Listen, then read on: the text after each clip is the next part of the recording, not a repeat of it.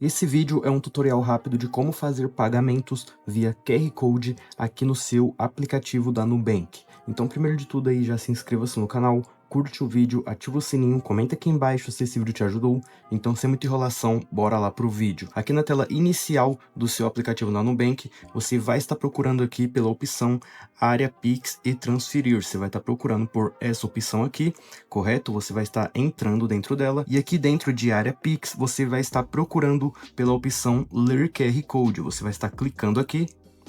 Aqui você vai estar lendo o QR Code. Depois de ter lido aí o QR Code, aqui vai estar aparecendo o valor que vai ser transferido.